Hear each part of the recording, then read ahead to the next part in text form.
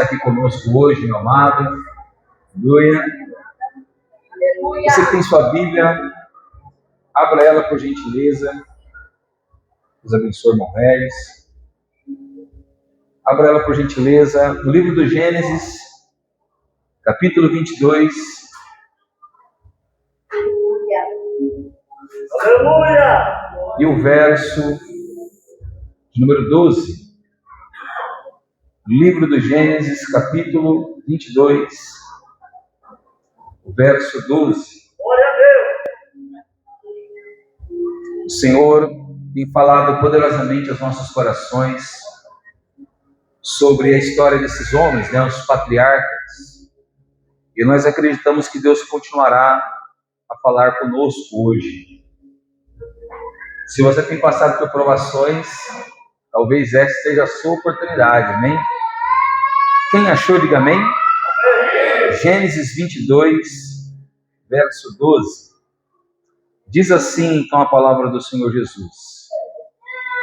Então lhe disse: não estenda a mão sobre o menino e não faça nada a ele, pois agora sei que você teme a Deus, porque ele não me negou o seu filho, o seu único filho.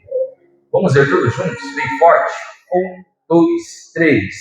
Então diz: não estenda a mão sobre o moço e não lhe faças nada, porquanto agora sei que temes a Deus e não me negastes o teu filho, o teu único filho. Pode se sentar, aplaudir em nome de Jesus. Aleluia.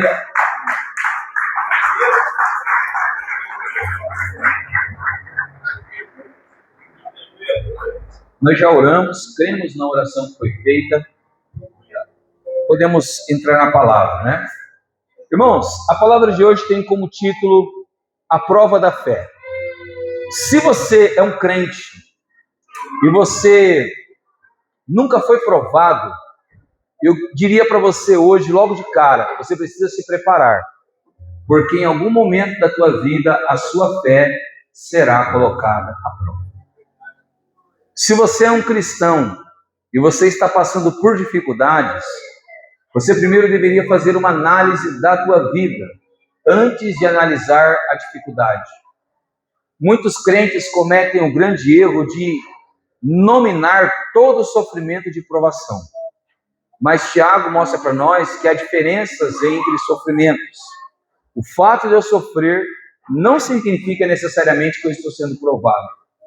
Muitas das vezes eu posso estar passando por uma tentação, que é algo provocado pelo meu próprio pecado, ou por uma escolha errada, ou pela minha desobediência, ou pela minha rebelião contra Deus.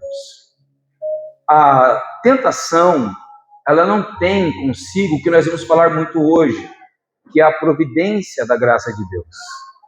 Muito pelo contrário, ela tem sobre si um castigo. Mas, quando eu sou provado por Deus, junto com a aprovação, Deus sempre envia a sua providência. Por isso eu queria hoje, antes de nós meditarmos no texto que nós lemos, relembrar você que lá em Moré, no capítulo 12,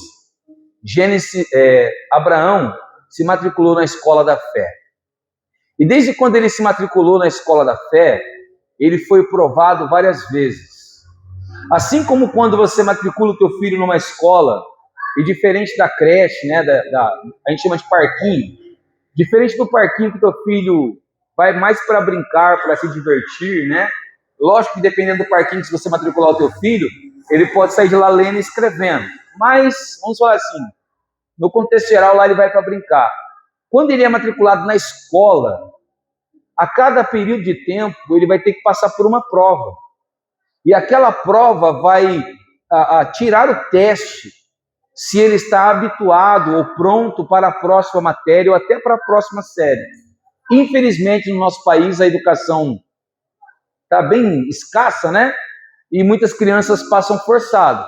Mas você e eu devem ser de uma geração que você só passava de série se você fosse habilitado.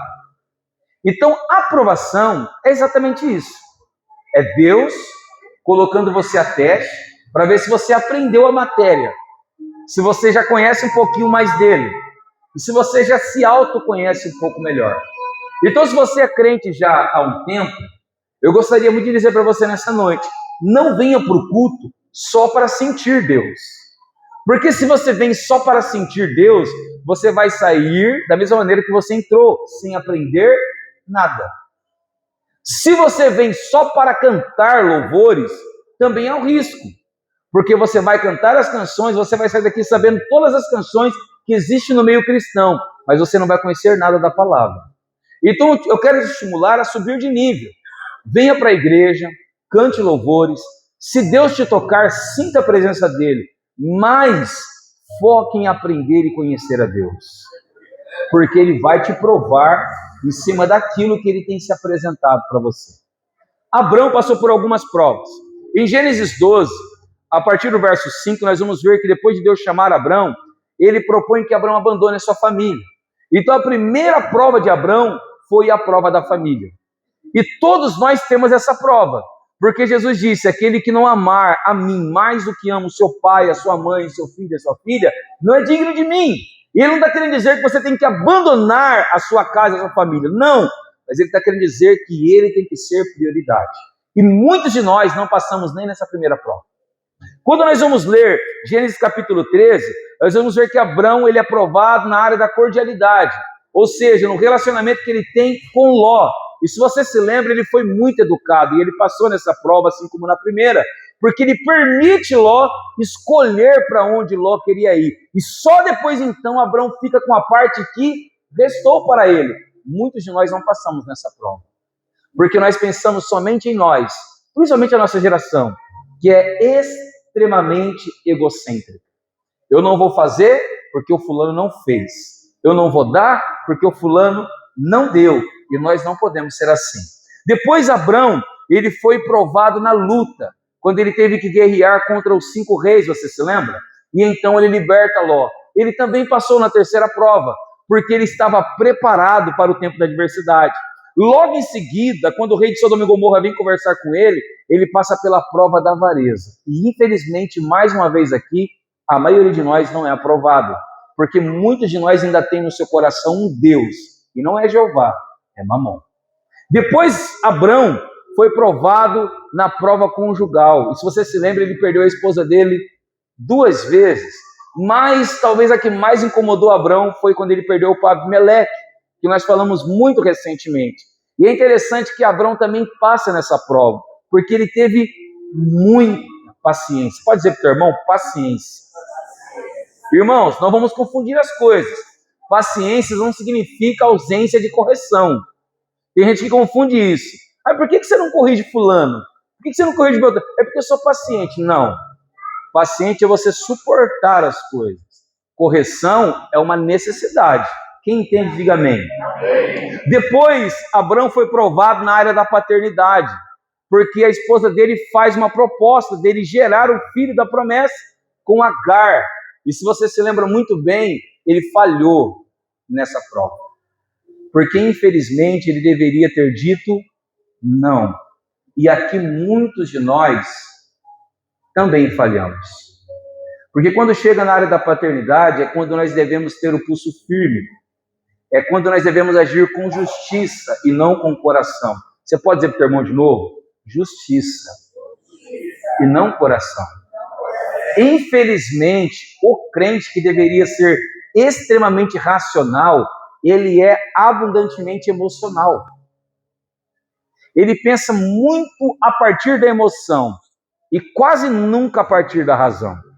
E Abrão também falhou nessa parte, porque ele também agiu pela emoção dele e não pela razão da promessa que Deus tinha feito para ele. E a última prova que Abrão vai passar, antes de enfrentar essa que nós vamos falar hoje, é a prova do herdeiro, ou a prova da despedida. Que é quando ele teve que entender que o herdeiro não era o filho que ele gerou pelas próprias mãos, mas o filho que Deus gerou segundo a promessa. Irmãos, infelizmente aqui nós falhamos mais uma vez, porque muitos de nós vivemos uma carreira cristã de sofrimento, porque não queremos nos desprender daqueles que não têm a promessa. Quem estava aqui semana passada? Quem estava? Nós falamos muito como Sara era a Jerusalém celestial. E aqueles que nascem de Sara são os filhos da promessa. Aqueles que nascem de Agar também têm uma promessa, mas uma promessa material. E muitos de nós, porque somos apegados a algumas pessoas, nós temos dificuldade de nos desprender daqueles que não carregam sobre si a promessa de Deus. Isso não implica em não ter convivência, certo? Não tem problema eu jogar bola com os meus amigos do trabalho. Não tem problema eu ir numa festa de aniversário. O grande problema está quando eu estou completamente relacionado com essas pessoas e não consigo me relacionar com Deus, com quem tem uma promessa para mim.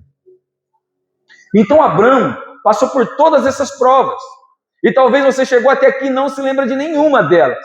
E era importantíssimo que você tivesse isso no seu coração. Porque cada prova que você passa, assim como Abrão, traz consigo uma lição.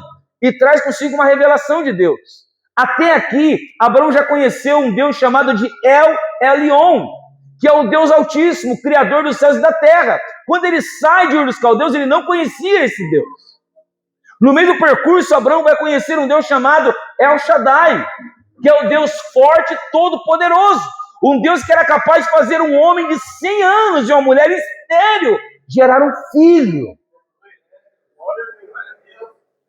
Abrão então vai conhecer também um Deus chamado El Oliá, ou seja, o Deus eterno. Um Deus que sempre existiu e que sempre vai existir. Se ele sempre está ali, isso significa que ele nunca irá falhar nas suas promessas. Pergunte para o teu irmão, quantos anos você tem de crente? Agora pergunte para ele o quanto você conhece sobre o teu Deus. Irmão, olha, preste bastante atenção. Se você é daqueles que odeia o sofrimento e que ama as canções da Damares, nada contra a pessoa dela, mas as canções dela são horríveis para os crentes, né? Então não é uma cantora adequada para você colocar na sua playlist, não. Se você é crente há bastante tempo, você conhece muito pouco de Deus, me perdoa te dizer, Deus terá que te provar muito ainda. Porque se você ainda não conhece Ele, se você ainda não sabe quem Ele é, quais são os planos que Ele tem para a tua vida e quais são as exigências que Ele tem a seu respeito, Ele terá que te provar muitas vezes. Até que você aprenda quem Ele é. Quem aqui já chegou a fazer uma... Como é que chama? Quando você erra na primeira prova, tem que fazer outra? Recuperação. Ou um segundo exame. Alguém que já teve que fazer alguma vez? Eu já tive que fazer algumas vezes. Por que você faz a segunda? Porque a primeira avaliação demonstra que você não conhece a matéria, não é isso? Então o professor tem que te aplicar uma segunda vez, esperando que você tenha estudado de novo para fazer a segunda vez. Infelizmente nós brasileiros vamos para a segunda sem estudar de novo, esperando um milagre. Irmãos, aprenda uma coisa, nas provas é necessário conhecer. E se você ainda não conhece a Deus como deveria, sinto te dizer, você vai ter que fazer uma recuperação. Abrão até agora foi aprovado em quase todas as provas. Porém, Deus precisava testar Abrão mais uma vez. E Deus não tem dó. Se Ele tiver que te provar, Ele vai te provar. Senhor, mas eu já estou cansado. Eu já tenho 50 anos de crente. Já tenho filhos. Já tenho netos. Já passei por muitas provas. Vou ter que passar por mais uma. Abraão já tinha passado dos 100. E o Senhor resolveu testar Abraão mais uma vez. Bom, é importante que nós venhamos entrar hoje na mensagem com todo esse entendimento dentro do nosso coração, para que nós possamos sair daqui hoje preparados. Eu vou repetir, você precisa sair daqui hoje preparado, porque na hora que Deus te provar, você tem que estar pronto para passar pela prova. Capítulo 22, verso 1 diz assim: depois dessas coisas, Deus pôs Abraão à prova e lhe disse: Abraão, e este lhe respondeu: eis-me aqui. E Deus continuou: pega o seu filho, seu único filho Isaque, a quem você ama, e vá à terra de Moriá, e ali ofereça em holocausto sobre um dos montes que eu lhe mostrar. A prova, irmão, é o momento da dificuldade.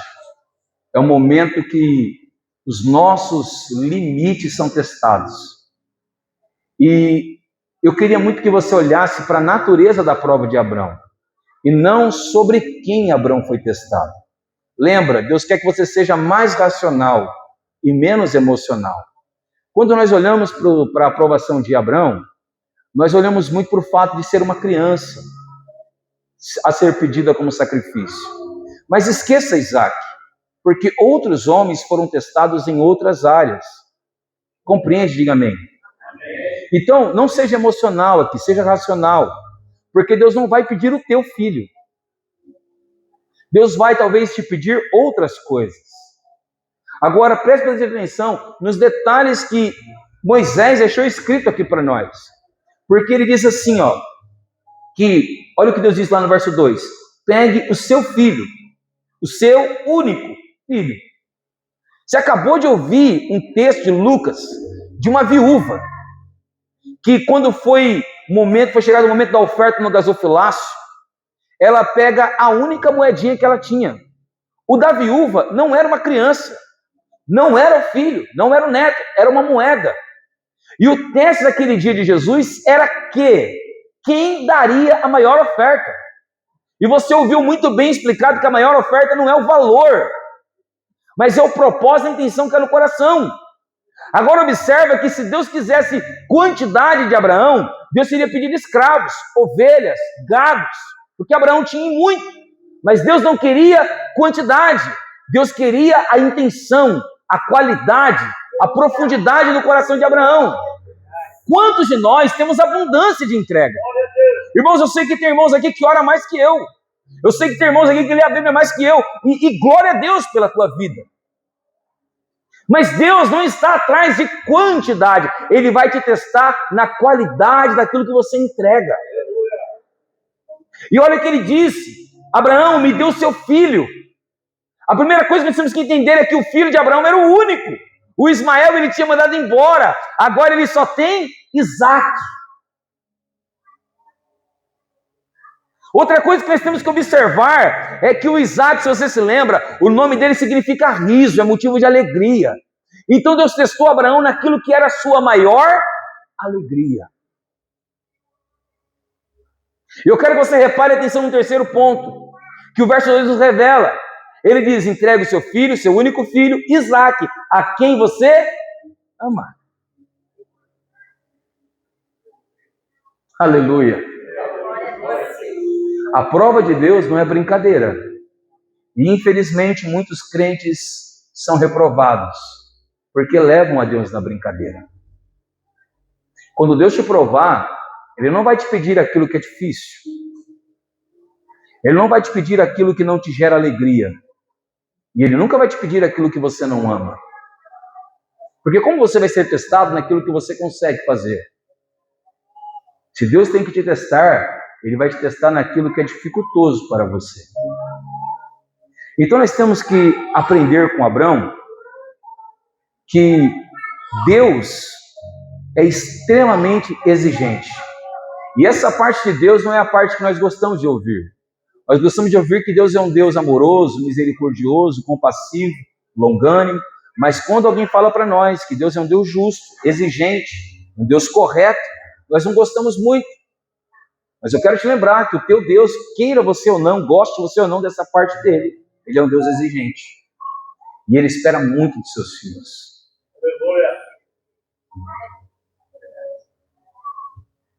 Às vezes nós vemos alguns pais que pedem para os seus filhos ficarem 1 hora na mesa estudando. Aí o filho vai brincar, é 2 horas só brincando. O celular é meia hora por dia, a gente acha que esses pais são carrascos. Mas esses pais serão os pais de futuros médicos, doutores, pessoas mais capacitadas. Porque eles não mostram só o amor para os seus filhos. Eles mostram que a vida exige disciplina, retidão, justiça. Amém? Deus também quer isso de nós. Você não pode ser um filho de Deus que acha que Deus não vai te cobrar nada, que acha que Deus não vai te exigir nada, que acha que Deus vai te deixar viver a sua vida do jeito que você quer. Se você é um pai, e não me leve a mal a minha comparação, mas se você é um pai que ama o teu filho, você não vai deixar ele comer doce na hora do almoço, irmão. Você não vai, irmãos, não me leve a mal novamente. Se você é pai, você tem um filho lá até, o meu tem 13 anos, o Davi. Lá em casa ele não dorme, pode perguntar para ele. Ele não dorme depois das 10h30 nunca. Só quando tem gente em casa ou tem festa. Caso contrário, deu hora, a cama. Se você ama o seu filho, você propõe para ele condições, limites. Agora olha que Deus está olhando para Abraão. E ele está falando, ó, peraí, Abraão. Peraí que você acha que você está tudo bem, está tudo tranquilo, mas ainda tem uma prova para você passar. Outra coisa que deve nos chamar a atenção é que dessa vez, diferente de quando Deus chamou Abraão lá em Ur dos Caldeus, que ele falou, vai para uma terra que eu lhe mostrarei, aqui não. Abraão, quando é provado, Deus mostra para ele aonde ele deve ir. Olha o que diz aí o verso 2. Pega o seu filho, seu único filho Isaque, a quem você ama, e vá à terra de Moriá. Pode parecer uma pegadinha, mas a palavra Moriá significa escolhido por Jeová. Alguns acreditam que este local é o local que futuramente será uma região de Jerusalém.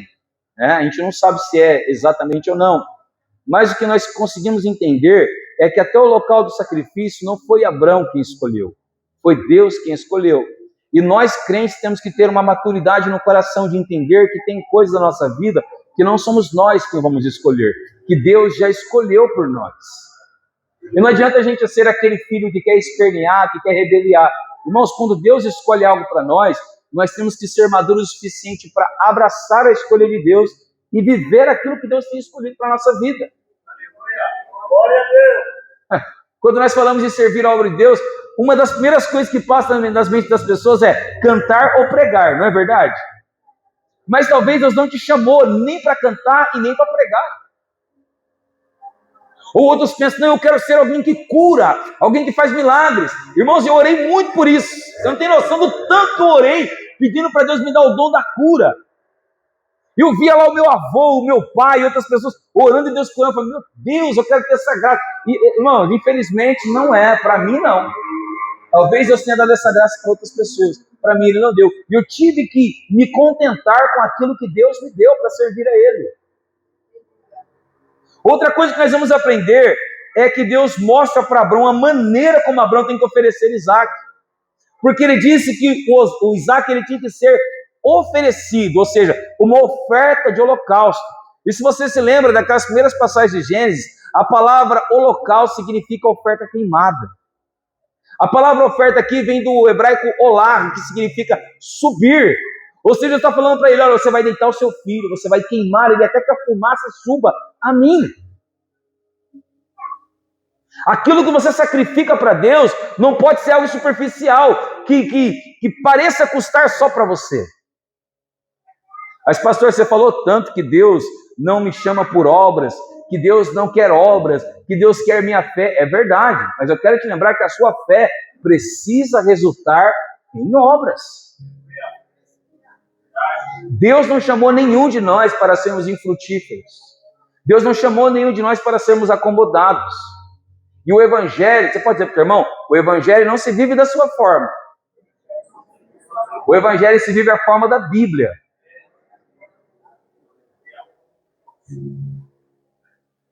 Agora, quando Deus me coloca à prova, como eu vou reagir à aprovação de Deus? Você é daqueles que passou o ano inteiro só ouvindo a professora falar, aí ela fala assim, ó, amanhã vai ter prova, hein?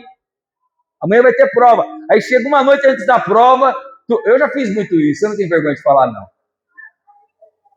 Não estudo e não oro o ano inteiro. Quando chega uma noite antes da prova, eu ajoelho do lado da cama. Senhor, me ajuda. Senhor, me faz lembrar. Deus vai lembrar.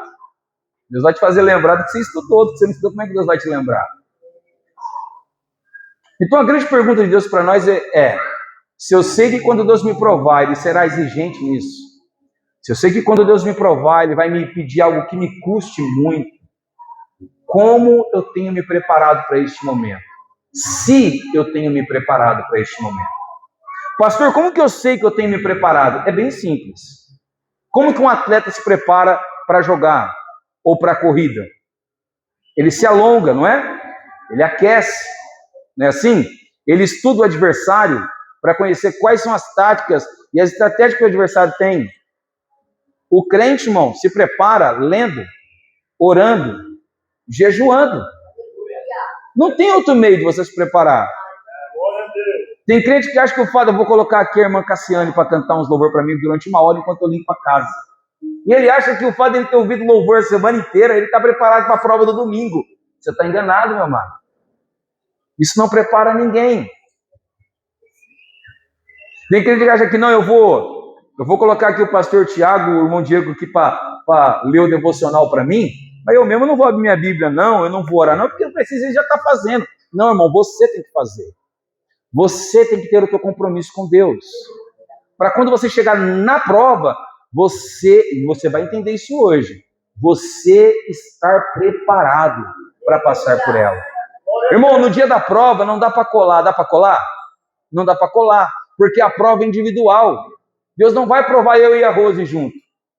Deus não vai provar eu e a Celinha junto. Queria eu que Deus me provasse com alguém que ora mais que eu, que estaria tranquilo para mim. Mas infelizmente Deus vai te provar sozinho. É você e Deus. Deus e você. Agora vamos olhar para Abrão. Vamos olhar para Abrão e vamos ver o que Deus teria para nos ensinar. Irmão, se o crente não deve se preparar, se o João puder colocar para nós, coloca para nós, João, Tiago 1:2, Tiago capítulo 1, verso 2.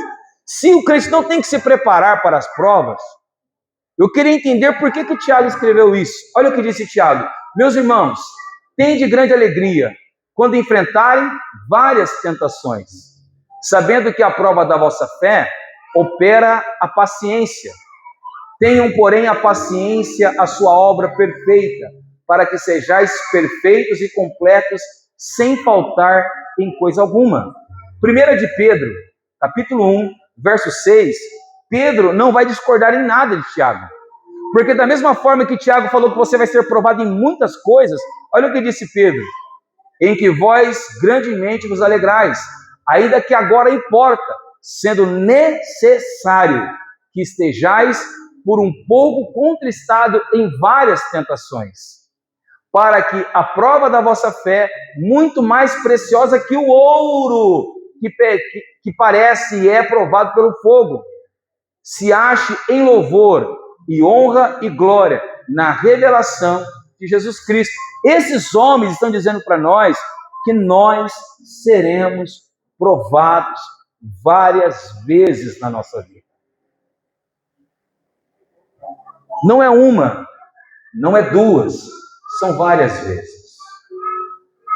A carta aos Hebreus, capítulo 1, capítulo 12, e o verso 3, se não me falha a memória, o escritor Hebreus fala para nós que nós temos que olhar para aqueles que ficaram para trás, como testemunho, e fala para nós olharmos para o sofrimento de Jesus na cruz, para que quando nós somos provados, nós não venhamos desanimar.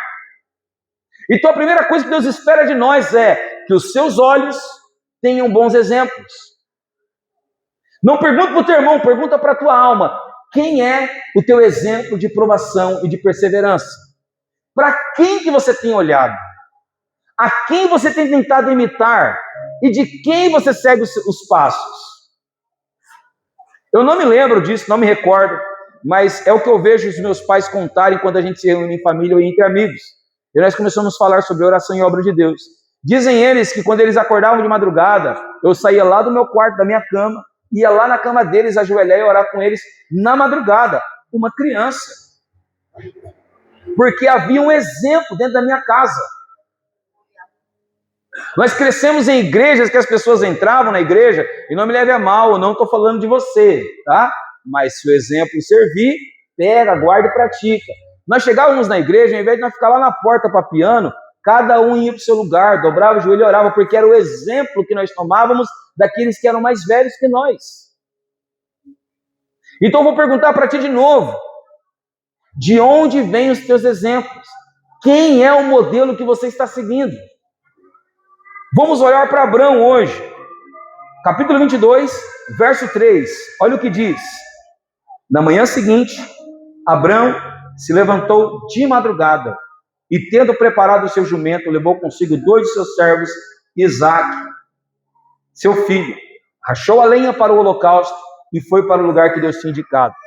Só aqui nós vemos 2 coisas importantes em Abrão para o dia da prova. O primeiro, no momento em que Deus falou com ele, no dia seguinte, ele obedeceu a Deus e foi para a prova.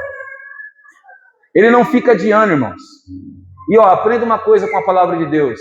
Se Deus está te provando, quanto mais você demorar para entender que Deus está esperando de você uma atitude, mais a sua prova vai demorar. Olha Abrão, Deus falou com ele num dia. Ele não poderia ter falado assim, não, eu vou me preparar primeiro. Não, ele já estava preparado. Quando Deus falou com ele, eu quero teu filho. Irmãos, no outro dia o sol não tinha nascido ainda. O galo não tinha cantado, mas Abraão já estava de pé, preparado para a prova de Deus.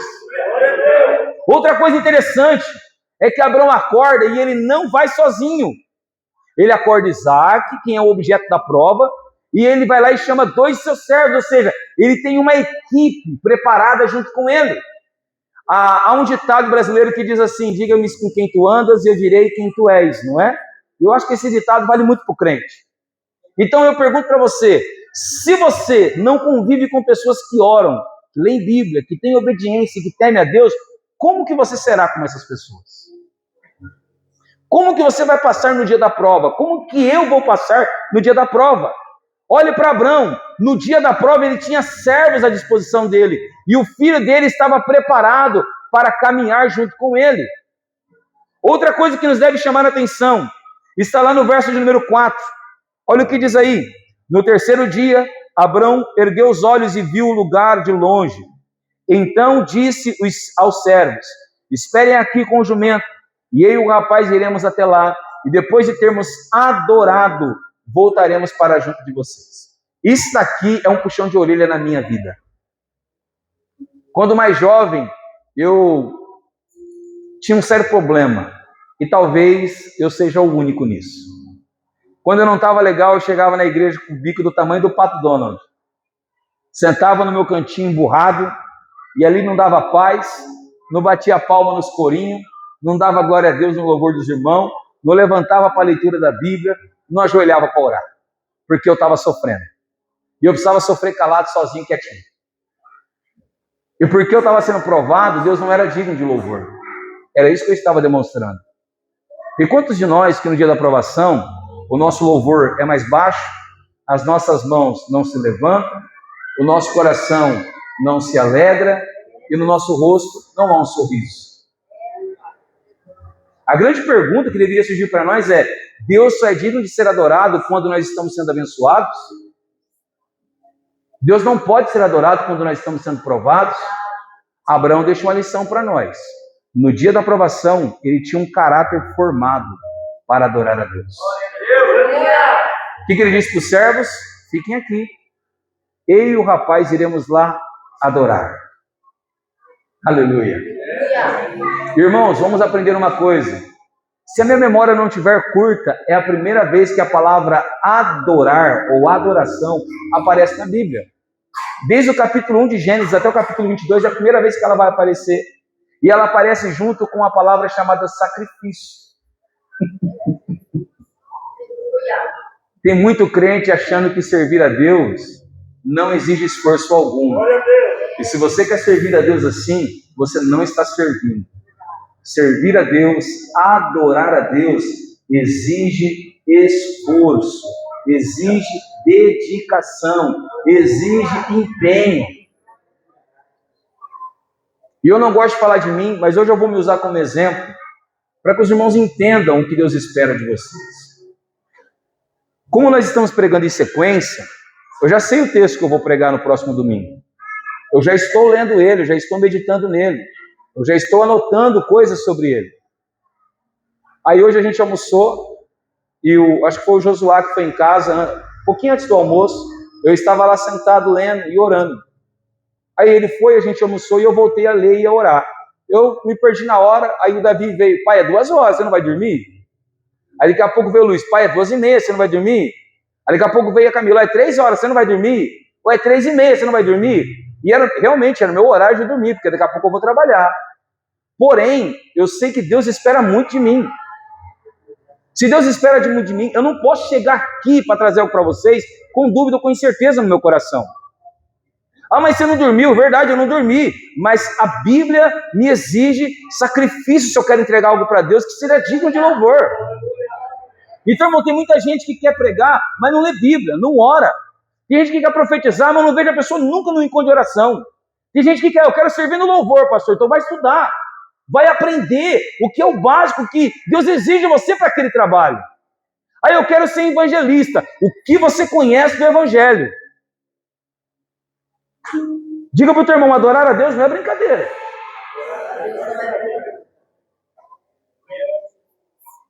Eu e o menino iremos lá e temos adorado, iremos voltar.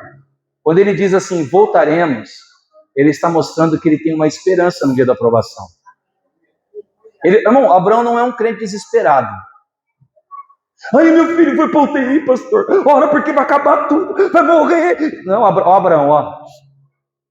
Abraão tinha uma notícia de Deus.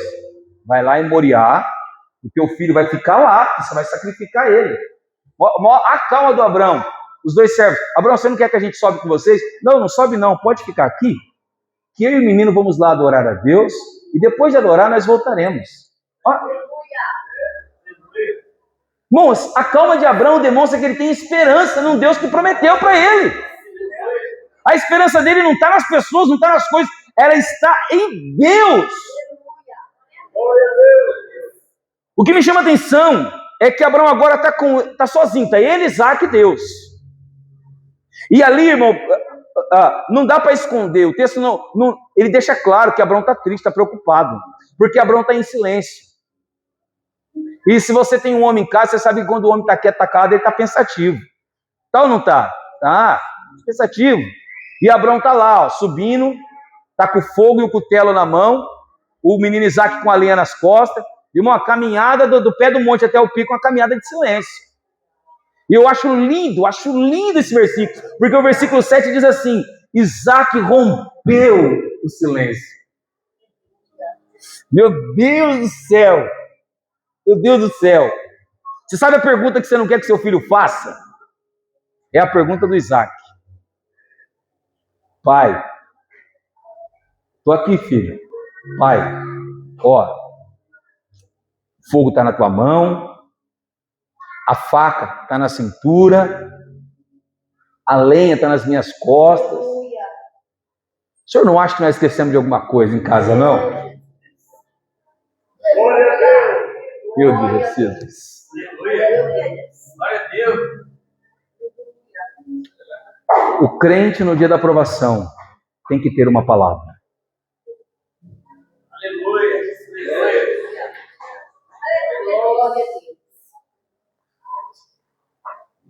Ó, não fica triste comigo, não. Se você quiser ficar chateado, então fica chateado. Eu não vou ficar chateado se você ficar chateado. Eu preciso falar. Nós precisamos nos converter. Não preciso não, pastor. Precisa sim. Eu preciso, você precisa, nós precisamos. Se nós não precisássemos de conversão, nós não ficávamos assim no dia da prova. Ah, irmão, eu preciso ir lá na casa da irmã Berê. Por quê? Aí as coisas estão ruins, eu preciso de uma palavra. Aí eu preciso encontrar o pastor Tiago.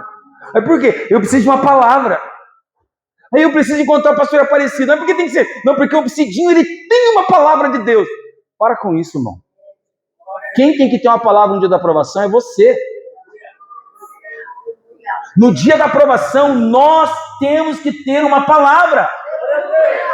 Olha Abraão, verso 7. Isaac rompeu o silêncio e disse a Abraão, seu pai, meu pai. E Abraão respondeu, eis-me aqui, meu filho. E Isaac perguntou, eis aqui o fogo e a lenha, mas aonde está o cordeiro para o holocausto? Aleluia! Qual é a tua reação quando você está sendo provado, mas alguém precisa de uma palavra? Abraão não tinha um pastor para recorrer, irmão. Abraão não tinha um líder do grupo para recorrer. Abraão tinha que ter uma palavra no coração. E se você é crente como crente Abraão, você tem que ter a palavra de Deus no teu coração. Eu quero refrescar a tua memória sobre a carta de Filipenses. Está lá Paulo preso, ele não sabe se vai sair ou se não vai sair, ele não sabe se vai morrer, se vai ficar vivo, ele não sabe se a cabeça dele vai permanecer no lugar, mas ele sabe de uma coisa: tem uma igreja na cidade de Filipos que precisa de uma palavra. E é a carta chamada Carta de Alegria, escrita numa prisão de alguém que estava próximo da sua morte. E a carta está sempre assim: alegrem-se. Mais uma vez digo para vocês, alegrem-se sempre no Senhor. Irmãos, o apóstolo Paulo diz na carta aos Coríntios, segunda carta aos Coríntios, ele diz para nós: olha, ainda que nós venhamos perecer, é necessário que seja assim, para que em nós opere a morte, mas em vocês opere a vida. O crente precisa ter uma palavra, e Abraão tinha, no verso 8, Deus proverá para si o cordeiro para o holocausto, meu filho. Abraão estava sendo provado, mas quem precisava do cordeiro não era Abraão, porque quem ia ser o sacrifício era o Isaac. Isaac precisava do cordeiro. Nós precisamos ter uma palavra. No dia da aprovação, nós precisamos mostrar preparo, irmãos. Olha o quanto que Abraão estava preparado para esse dia. E se você acha que acaba aqui, não acaba aqui. Porque os dois chegam lá no cume do monte, e agora, irmão, não tem para onde correr, e não tem para onde fugir. Eu já saí de casa, já preparei os materiais para o sacrifício, já tenho a oferta, e cheguei no lugar. O que eu tenho que fazer agora? Entregar. Irmãos, aprenda uma coisa: se você sabe o que você tem que fazer, não faça mal feito, faça bem feito, faça com excelência. Não fica preocupado em fazer melhor do que ninguém, mas faça o teu melhor. Olha o que diz para nós o verso 9: e chegaram ao lugar que Deus lhe havia indicado. Ali Abraão edificou um altar. Primeiro ponto. Eu acho que esse texto se parece muito com o de Elias, quando ele desafia os profetas de Baal, não parece? Elias não chegou atacando fogo. Ele foi lá primeiro e arrumou o altar. Abraão chega, tem um monte, tem tudo lá, mas não tem altar. O que ele faz? Constrói um altar. A segunda coisa que Abraão faz: ele não colocou a lenha, ele arrumou a lenha. E a terceira coisa que ele faz é pegar o sacrifício, que é Isaac, deita sobre a lenha e faz o quê? Amarra o sacrifício. No dia da aprovação, a nossa dedicação com Deus, a sua obra e a nossa vida tem que ser a mesma do que no dia em que tudo está bem. Eu não posso pregar para os irmãos com excelência, com alegria, quando as coisas estão indo bem. E no dia que a doença chegar na minha casa, no meu filho, na minha esposa, eu pregar com diferença. A minha pregação tem que ser a mesma hoje na alegria, mas ela tem que ser a mesma amanhã na aprovação. O meu louvor tem que ser o mesmo no dia da alegria, e tem que ser ainda aquele no dia da aprovação. Lembra de Abacuque? Ainda que a figueira não floresça, e a virgem não deu seus frutos, e as ovelhas faltem no curral, ainda assim, com todas essas provas, eu louvarei o Senhor. Deus se serve com excelência. Irmãos, João 15, assim, martela no meu coração quando eu leio. Porque ali nós estamos vendo que a mesma videira que está o ramo infrutífero e seco, é a mesma videira que está o ramo frutífero, que é Jesus. A mesma igreja que vai ter pessoas que produzem É a mesma igreja que terão pessoas que não produzem nada. Então não coloque a tua dificuldade de improdutividade na igreja. Não coloque a tua dificuldade de improdutividade no teu líder, no teu pastor. Não é porque é a versão da minha Bíblia, pastor. Essa versão aqui não me ajuda. Não, não é a versão não, irmão. Somos nós mesmos. E precisamos ser dedicados no dia da aprovação.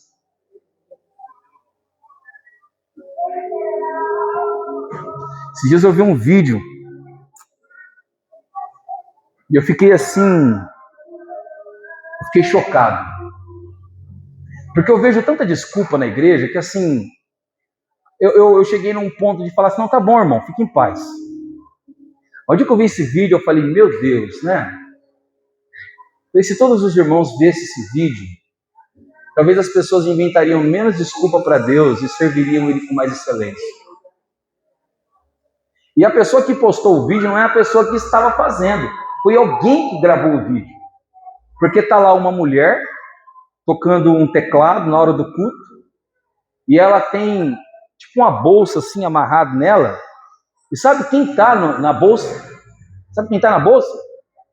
Um bebezinho do tamanho do Davi. Qual é o teu impedimento de fazer as coisas para Deus com excelência?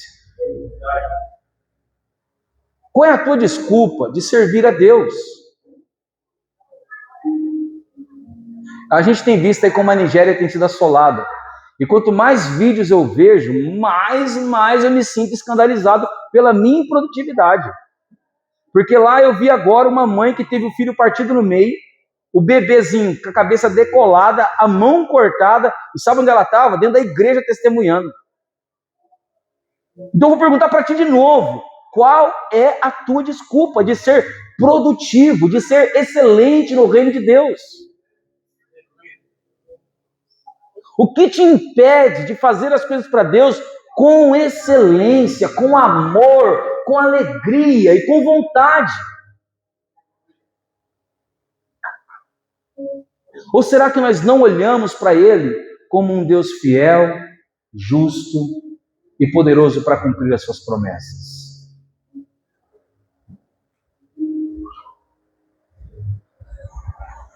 E por último, Abraão demonstrou na prova obediência. Porque o verso 10 diz assim: e estendendo a mão, pegou a faca para sacrificar o seu filho.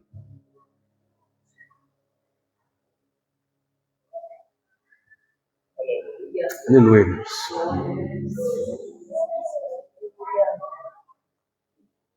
Esses dias nós tivemos um estudo bíblico aqui maravilhoso, foi assim, acho que um dos melhores que a gente teve.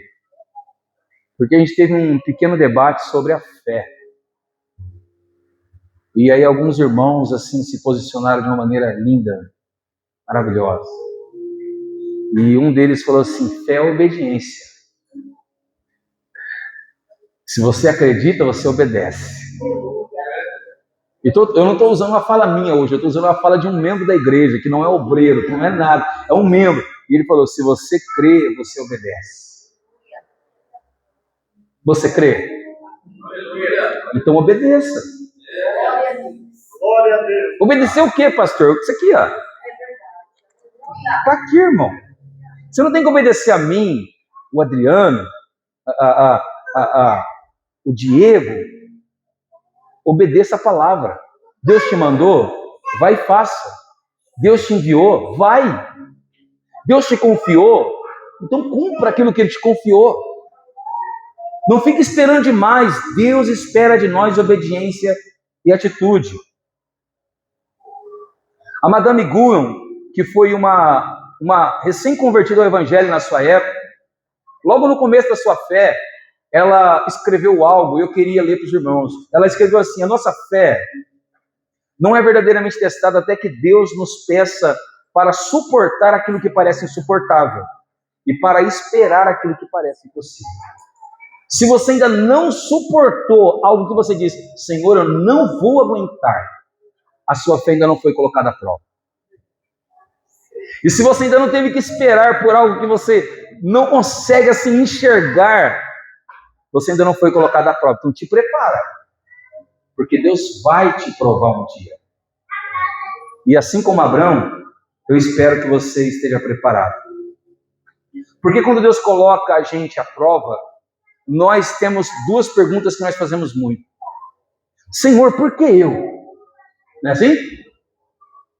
O gás acaba, o pagamento não cai, aí a conta atrasa, tem 90 membros na igreja de Julieta. Aí você fala assim, Senhor de 90 membros, por que eu? E a gente nem sabe se na igreja tem outro igual a nós. Nós simplesmente questionamos a Deus como se nós fôssemos os únicos. Ou então, a gente faz aquele outro questionamento, como se a gente fosse mais fofinho e mais bonitinho do que os outros crentes. Senhor, por que comigo o Senhor deixa acontecer isso? Como nós já vimos, irmão, a provação ela tem propósitos. Se Deus te colocou nessa prova, é porque alguma coisa Ele está esperando ser aperfeiçoada em você. Quem sabe Ele quer que você seja purificado, que você seja aperfeiçoado. Quem sabe Ele quer te livrar do pecado, como Paulo escreveu em 2 Coríntios capítulo 12.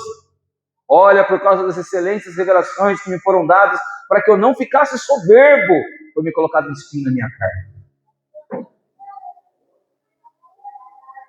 Eu não sei por quais motivos Deus pode estar te provando, mas uma coisa eu posso te garantir: Deus não vai te provar à toa. Se Ele tem te colocado à prova, é porque Ele espera algum crescimento da sua parte. Irmãos, o verso de número 1 ao 3 mostra que Abraão ouviu e obedeceu. O que Deus espera de nós no dia da prova é que Deus proponha a prova para nós. E nós sejamos bons alunos. Bom, eu tenho lido, eu tenho orado, eu tenho entendido. Tudo bem, Senhor. Eis-me aqui. Eis-me aqui. Vamos ler de novo, para não ficar nas minhas palavras? Capítulo 22, verso 1. Depois dessas coisas, Deus pôs Abraão à prova e disse: Abraão. E ele respondeu: eis-me aqui. Quando Deus te colocar à prova, simplesmente obedeça, não questione Ele. Não fique perguntando para Deus o porquê, ou para quê, por que eu, por que não poderia ser por irmão Reginaldo, teste o irmão Reginaldo, você fala o irmão Reginaldo. Não, Ele quer testar você, Ele quer provar a sua fé. E você tem que estar preparado. Prepara-te à igreja. Esteja pronto, esteja capacitado, para que quando Deus nos provar, nós tenhamos uma lição aprendida. Não dependa de outra coisa, senão da provisão de Deus. Aleluia. Irmãos, a declaração de Abraão no verso 8 é fenomenal. Porque no verso 8 ele diz o que para Isaac? Deus proverá para si o cordeiro para o holocausto. Vamos ler juntos? Só a fala de Abraão? Só a fala. Vamos ler juntos, bem forte. 1, 2, 3. Deus proverá para si o cordeiro para o holocausto, meu filho. A pergunta que Deus está fazendo para nós hoje, a pergunta que o Espírito Santo ecoa no teu coração hoje é: quem você acredita que vai prover? Será que nós cremos realmente que a nossa providência vem de Deus? Porque Abraão tinha uma certeza: filho, quem pode te prover o cordeiro não sou eu. Filho, quem pode te prover o cordeiro não são as minhas condições. Quem pode te prover o cordeiro para o dia de hoje, para o dia da prova, para o dia do teste, é Deus. Então eu digo para você: Deus proverá para ti o cordeiro. Aleluia. Xalabracou e Miriana. Lembra do profeta quando ele entra na casa da viúva? Faz para mim primeiro um pão, porque não vai faltar a farinha na tua panela e nem o azeite na tua botija. O profeta cria que a providência vinha de Deus. De quem nós cremos que vem a nossa providência? Será que nós não estamos esperando demais a nossa conta bancária, da empresa que trabalhamos, do tio, da tia, da mãe, do pai? Nós estamos esperando demais das pessoas, demais dos recursos. E estamos esperando pouco em Deus. Aleluia. Aleluia. Irmãos, quando Isaac rompe o silêncio, aquilo é lindo, porque o romper do silêncio de Isaac teve que ter uma confissão de Abraão: eu não confio na minha emoção, eu não confio no meu coração. Quando ele diz Deus proverá para si o cordeiro, ele está dizendo: a providência não vem daquilo que eu sinto, Isaac. A providência não vem daquilo que pulsa dentro de mim, como muito crente tem vivido por aí. Se ele sente Deus, não, Deus está comigo. Aí amanhã ele não sente Deus, não está comigo. Elias estava lá dentro da caverna, escondido, com medo de morrer, com depressão, cheio de ansiedade. Aí passa o fogo, Deus não está no fogo. Vem o terremoto, Deus não está no terremoto. Às vezes Deus não vai se manifestar, você não vai sentir, você não vai se arrepiar, não vai pular e nem falar em línguas. Mas tu tem que crer que Deus está ali. Um crente que depende de sentir Deus para ter a prova da providência, ele confia nas suas próprias emoções. Maldito é o homem que confia no homem que faz a carne mortal o seu braço. Até quando seremos movidos pelas nossas emoções, pelos nossos sentimentos? No dia do velório do Lázaro, a emoção que tinha era de tristeza. Se Jesus fosse no embalo de todos ali, Lázaro não teria voltado à vida. Mas Jesus, assim como Abraão, não era refém da emoção dos homens e nem da sua própria emoção, porque Jesus também chorou pela morte de Lázaro. Pastor, você está querendo dizer que eu não devo chorar na igreja? Não estou dizendo isso. Está dizendo então que eu não devo falar em línguas ou pular? Não, pule, fale em línguas. Você quer deitar, deita. Sinta Deus do jeito que você quiser. Mas não seja refém do sentir Deus. Porque terão dias que você não vai sentir Ele. E você precisa confiar que Ele tem uma providência para ti. Abraão também não ficou refém da providência dos homens. Porque se ele esperasse dos homens uma providência, os homens impediriam ele de oferecer o sacrifício. Não é verdade, pastor? Lógico que é. Leia comigo aí o verso 3. Na manhã seguinte, Abraão se levantou de madrugada e, tendo preparado o jumento, levou consigo 2 de seus servos e Isaque. Até agora, aonde Abraão foi, Sara estava com ele. Mas hoje não está. Hoje ela não pode ir. Se Sara está lá no pé do monte, ela descobre que o sacrifício não era um cordeirinho, mas era o cordeirinho dela. Ela deixaria Abraão confiar em Deus até o fim? Não deixaria. Quando chega no pé do monte, olha o que diz aí, o verso 4. No terceiro dia, Abraão ergueu os olhos e viu o lugar de longe. Então Abraão disse aos servos: esperem aqui com o jumento. Eu e o rapaz iremos lá, e depois de termos adorado, voltaremos para junto de vocês. Os servos não deixariam Abraão matar o menino. Irmãos, eles sabiam que o menino era o cumprimento da promessa. O que eles iam falar? Abraão, você está louco. Você esperou 100 anos por essa criança e vai matar a criança? Irmãos, nós crentes estamos reféns da providência dos homens. A prova vem, ninguém no grupo se compadece da tua dor. Aí a gente fala: os irmãos da igreja não me amam. Ama sim, irmão. É que Deus está provando a tua fé, você não percebeu ainda? Aí eu liguei para o pastor no dia da minha dor. Aí o pastor não me respondeu. Verdade, talvez eu não tenha te respondido, não tenha te atendido. E talvez seja Deus provando você para ver aonde você espera, de onde você está esperando vir a tua providência.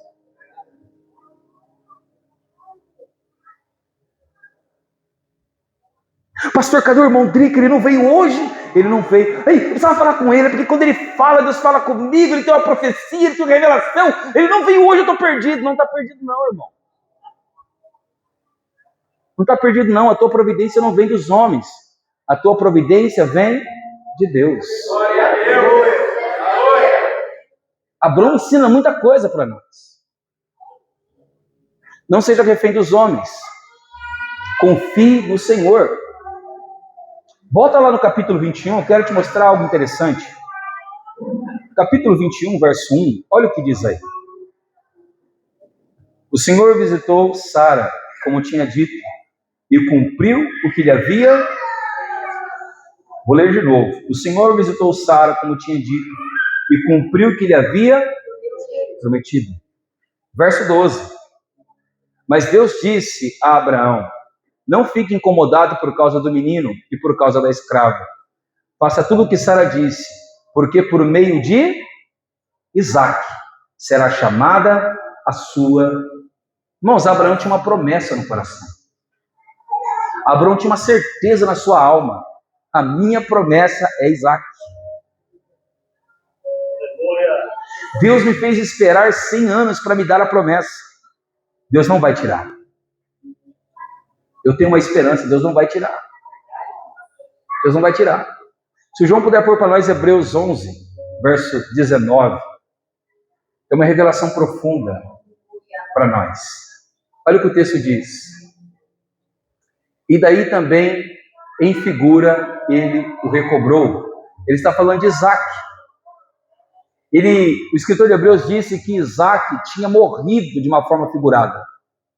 E lá no dia do sacrifício, Abraão acreditava que ainda que Isaque tivesse morrido, ainda que ele tivesse que matar Isaque, Deus iria ressuscitar a promessa. Irmãos, aquele que faz a promessa é fiel, ele não pode falhar. Se ele não pode falhar, por que eu não vou confiar naquele que me fez a promessa? Por que eu não vou confiar no meu Deus que me prometeu? O capítulo 11, o verso 12, diz mais, olha o que diz ali, Hebreus 11, 12.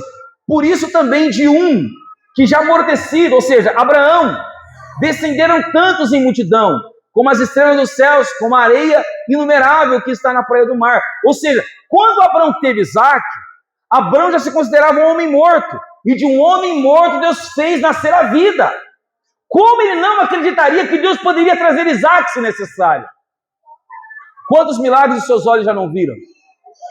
Quantos testemunhos seus ouvidos já não comprovaram? Ou quantas vezes você não teve a oportunidade de vir à frente e falar para os outros do que Deus fez na tua vida? De como Deus mudou a tua história, de como Deus agiu de uma forma milagrosa. Por que não confiar naquele que até agora tem provido para você, para mim e para nós? A nossa providência não vem de homens, não vem de recursos, a nossa providência vem de Deus. Romanos capítulo 4, verso 19, o apóstolo Paulo diz demais para nós sobre a nossa confiança. Olha o que diz: e não enfraquecido na fé, não atentou para o seu próprio corpo já amortecido, pois já era de quase 100 anos, e nem tampouco para o amortecimento do ventre de Sara. E não duvidou da promessa de Deus por incredulidade, mas foi fortificado na fé, dando glória a Deus. E estando certíssimo de que o que ele tinha prometido também era poderoso para o fazer. Abraão tinha uma certeza: não foi eu que gerei Isaque, não foi o ventre de Sara quem gerou Isaque, quem gerou Isaque foi Deus. Se eu terei que sacrificar Isaque, vou sacrificar, porque aquele que me deu é poderoso para restituir aquilo que ele mesmo tirou. Irmãos, coloque uma coisa no teu coração: a tua casa não é tua, o teu carro não é teu, o teu trabalho não é teu, a tua vida não é tua, os teus filhos não são teus, tudo é de Deus. Se ele tiver que tirar, deixa ele tirar, porque aquele que tira o que é dele é poderoso para devolver aquilo que ainda pertence a ele. Ou será que nós nunca lemos os Salmos? Do Senhor é os céus, a sua plenitude e tudo o que neles há. Se o Senhor quiser sacrifício de animais, disse Davi, eu os daria em milhares. Mas o Senhor não os quer, porque todos eles pertencem a ti, Senhor. Aleluia. Tira da sua mente esse pensamento diabólico que você é alguma coisa, que eu tenho alguma coisa, que eu sou e que eu faço. Nós não somos, nós não fazemos e nós não temos. Porque dele, por ele e para ele são todas as coisas.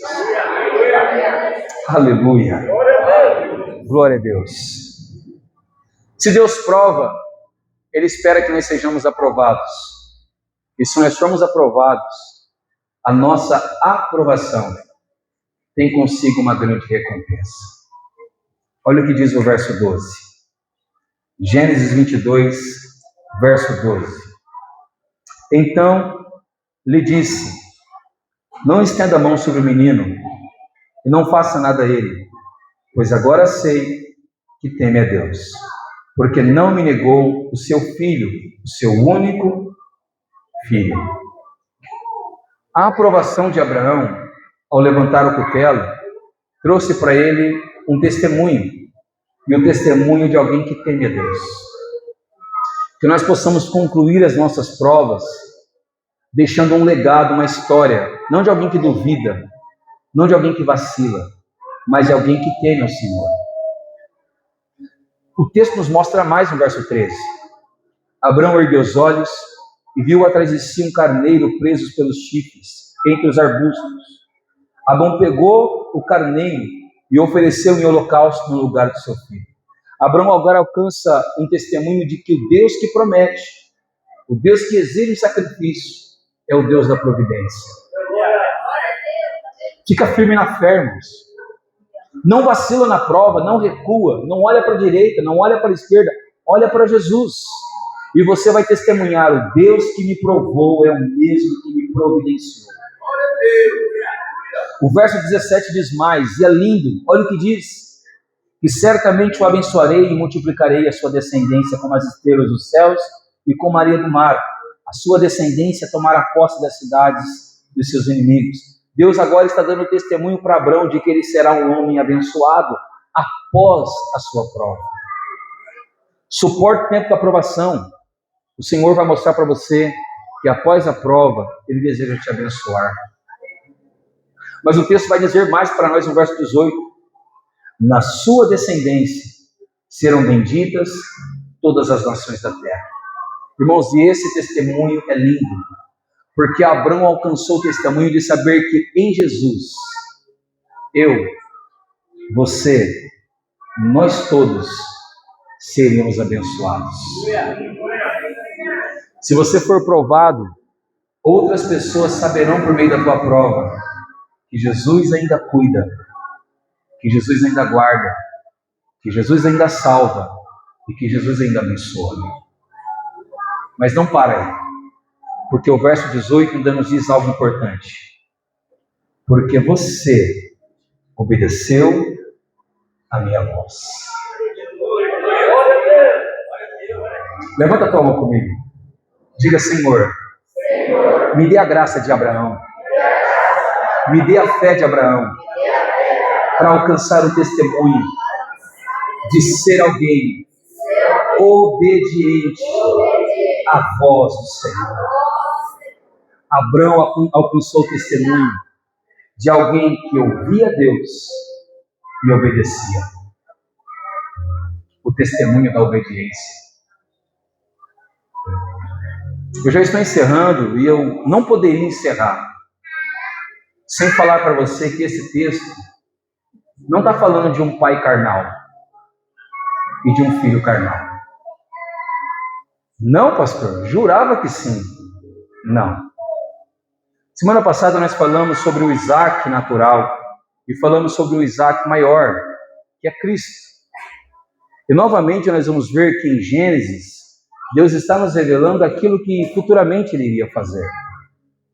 Porque aqui nós temos uma alegoria de um pai, o filho e o cordeiro. Abraão traz a mesma figura do nosso Deus. Porque o sacrifício de Jesus saiu das mãos do Pai. Jesus foi obediente ao Pai, até a morte de cruz. Deus nos deu o seu único Filho. O sacrifício foi um presente do Pai para toda a humanidade. E assim como Deus não temeu em oferecer Jesus na cruz, Abraão não temeu em levar o seu único filho até o local de sacrifício. Da mesma forma que Jesus é o unigênito do Pai, Isaac foi declarado no capítulo 21, que é o único filho de Abraão. E no capítulo 22, Deus reforça a palavra: dê-me o seu único filho. Aleluia. Abraão é mais do que um exemplo de fé. Ele é uma revelação daquilo que Deus estava para fazer com toda a humanidade. Porque assim como o pai daria o seu único filho por pessoas pecadores, Isaac foi dado como sacrifício para que todos tivessem certeza que Deus não falha nas suas promessas.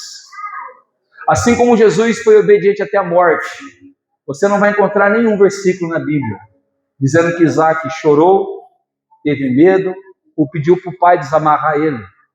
O que significa que assim como Jesus, Isaac foi obediente até a morte de cruz. Se você acha que para aí, não para aí. Porque todos os objetos que tem na crucificação também estão aqui.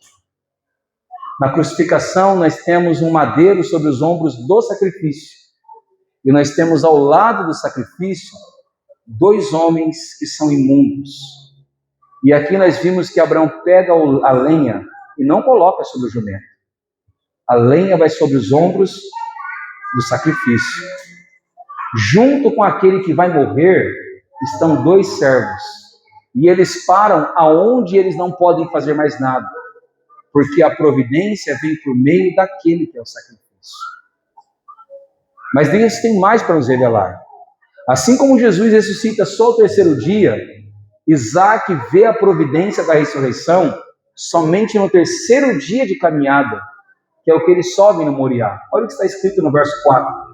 No 3º dia, Abraão ergueu os olhos e viu o lugar de longe. Mas não para aqui. Assim como você precisava de um cordeiro perfeito, mudo e adequado para substituir a mim e a você na cruz do Calvário, quando Abraão levanta a faca, o anjo fala com ele: não faça isso. Olhe para trás. Aleluia! Leia comigo. Leia comigo. Verso 13. Abraão ergueu os olhos e viu atrás de si um cordeiro preso pelos chifres, entre os arbustos. Abraão pegou o cordeiro e ofereceu em holocausto, em lugar do seu filho.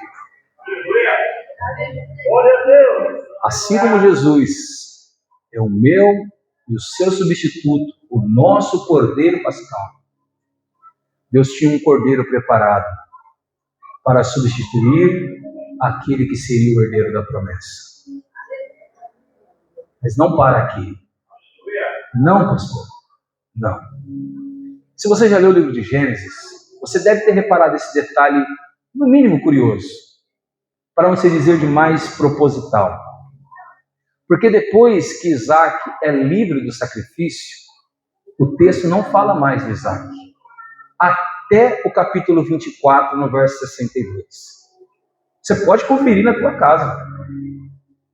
Olha o que diz aí o verso de 19, que é o último versículo desse capítulo. Então Abraão voltou para onde estava os seus servos, e juntos foram para Berseba, onde fixou residência. Observa que Isaac não é mencionado com eles. O capítulo 23 inteiro fala da morte de Sara, e de como Abraão negociou a terra onde Sara seria sepultada. No capítulo 24, nós vemos o capítulo inteirinho, Abraão preocupado com a noiva para Isaac. A Bíblia está aberta? Lê comigo. Capítulo 24. E só no verso 62, nós vamos ver o nome de Isaac mencionado de novo. Porque diz assim, capítulo 24, verso 62. Ora, Isaac veio de Beer-lahai, porque morava junto à terra do Negueb. E ao cair da tarde, Isaac saiu para meditar no campo, e erguendo os olhos, e eis que vinham camelos. Também Rebeca levantou os olhos, e vendo Isaac, desceu do camelo. Quando Rebeca desce, ela pergunta: quem é aquele moço? E os servos dizem: aquele é o meu senhor e o teu esposo. Não entendi, pastor. Após o sacrifício, Isaac desaparece do texto, porque agora ele está aguardando uma noiva.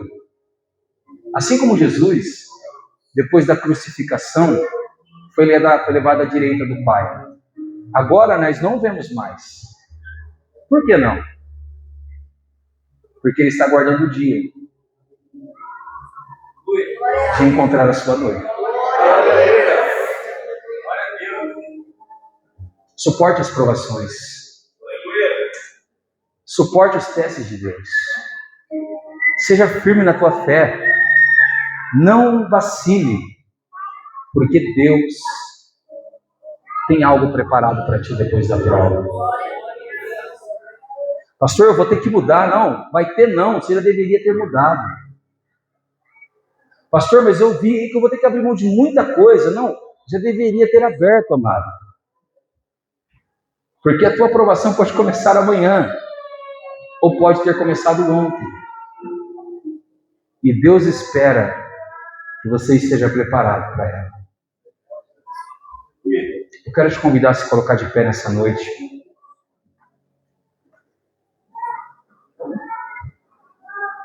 Feche seus olhos, abra seu coração. Aleluia. Aleluia, Jesus. Vamos orar ao Senhor? Senhor, nosso Deus e nosso Pai. Senhor, nós temos crido na Tua palavra. Senhor, estamos encerrando hoje o primeiro dos patriarcas, que é Abraão. E nós vimos, Senhor, durante toda essa caminhada, como o Senhor provou Abraão várias vezes. Como o Senhor colocou Abraão à prova em diversos momentos da sua vida. E como o Senhor provou a fé dele em diversas áreas da sua vida. Quem sabe, Senhor, assim como Abraão, alguns de nós estejam sendo provados. Quem sabe, Senhor, assim como Abraão, alguns de nós estejamos sendo colocados à prova da nossa fé, de como cremos, de como confiamos, de como buscamos o Senhor. Pai, te pedimos nessa noite que durante as nossas provações, o Senhor nos dê a graça de estarmos preparados. Aleluia. Ó Senhor, prepara, Senhor, a nossa vida. Prepara, Senhor, a nossa fé. Prepara, Senhor, o nosso caráter para o dia da provação. Prepara, Senhor, o nosso caráter para o dia da adversidade. Como disse Tiago, todos nós passaremos por muitas provações. E ser provado, Senhor, como disse Pedro, é sinal de honra, para ver se a nossa fé é mais valiosa do que o ouro e a prata. Ah, Senhor, se tiveres que nos provar, ó Pai, para ver o valor da nossa fé, se tiveres que nos testar, Senhor, para veres o valor da nossa fé, que nós tenhamos a disposição de Abraão para dizer: eis-me aqui, Senhor. Senhor, se tu tiveres que nos provar, que nós estejamos prontos no dia seguinte, cedinho de manhã, preparados para enfrentar o teste da nossa fé, Senhor. Se o Senhor tiver que testar a nossa fé, provar, ó Pai, a nossa crença em Ti, que ela seja provada como verdadeira, ao crermos que a providência não vem do que sentimos, a providência não vem dos homens que nós seguimos, a providência vem de um Deus que nos fez uma promessa. Aleluia! Aleluia, Jesus! Se tiveres que provar a nossa fé, Senhor, que nós tenhamos uma palavra de Deus para liberar as pessoas no dia da adversidade, que nós tenhamos um cântico da oração no dia da provação, que nós tenhamos dedicação em preparar o altar no dia em que for testada a nossa fé, para que depois de provados, nós possamos testemunhar que o Senhor realmente provê para aqueles que creem, que o Senhor realmente aprova a obediência daqueles que acreditam, e que o Senhor realmente olha para o temor do crente fiel. Senhor, nós não estamos esquecidos, como muitos pensam. Nós não estamos abandonados, como muitos sentem. O Senhor está ali, no silêncio de Abraão e de Isaac. O Senhor está ali, na obediência de se levantar o cutelo. O Senhor também está ali, quando o anjo fala, eis aí o cordeiro para o sacrifício. Senhor, o Senhor sempre esteve conosco. O Senhor sempre está conosco. O Senhor sempre estará com a tua igreja. Eis que estarei convosco até a consumação dos séculos, disse Jesus. Senhor, é crendo que o Senhor não nos abandonou nessas provas. É crendo que o Senhor não nos desamparou nas adversidades, que nós colocamos em Ti a nossa fé nessa noite. E ainda que nós estejamos fracos, Senhor, nós buscamos fortaleza no Senhor. Ainda que nós estejamos tristes, nós buscamos alegria no Senhor. E ainda que nós estejamos abatidos, nós buscamos força naquele que é a nossa fortaleza. Abençoa a tua igreja, Senhor. Seja com ela, e que se ela for provada, o Senhor possa aprová-la, para que o teu nome seja glorificado. Não somente hoje, mas para todo o sempre. Amém, Jesus. Se você pode, aplauda o nome de Jesus. Aleluia.